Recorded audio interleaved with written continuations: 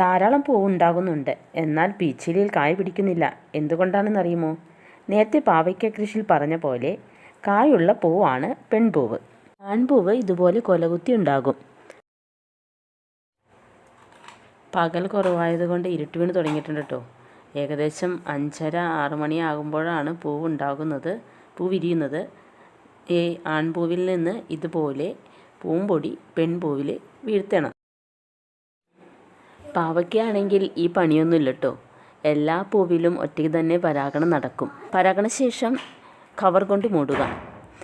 ഇതുപോലെ ചെയ്താൽ എല്ലാ കായും പിടിച്ചു കിട്ടും. നേരത്തെ പരാഗണം നടത്തിയതിൽ കായ് വലുതായിട്ടുണ്ട്. മത്ത, വെള്ളരി എന്നിവയിലെല്ലാം കാ നഷ്ടമാകാതിരിക്കാൻ ഇതുപോലെ ചെയ്തു കൊടുക്കേണ്ടതാണ്.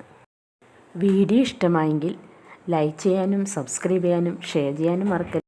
ധാരാളം പൂവുണ്ടാകുന്നുണ്ട്. എന്നാൽ പീച്ചിലിയിൽ കായ് പിടിക്കുന്നില്ല. എന്തുകൊണ്ടാണെന്നറിയുമോ? നേരത്തെ പാവയ്ക്ക കൃഷിയിൽ പറഞ്ഞ പോലെ കായുള്ള പൂവാണ് പെൺപൂവ്. ആൺപൂവ് ഇതുപോലെ കൊലകുത്തി ഉണ്ടാകും. പകൽ കുറവായതുകൊണ്ട് ഇരുട്ട് വീണ് തുടങ്ങിയിട്ടുണ്ട് കേട്ടോ.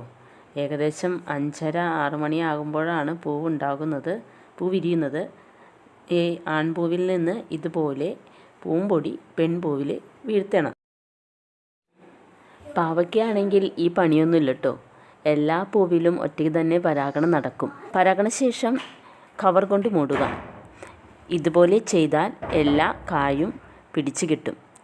നേരത്തെ പരാഗണം നടത്തിയതിൽ കായ് വലുതായിട്ടുണ്ട്. മത്ത, വെള്ളരി എന്നിവയിലെല്ലാം കാ നഷ്ടമാകാതിരിക്കാൻ ഇതുപോലെ ചെയ്തു കൊടുക്കേണ്ടതാണ്.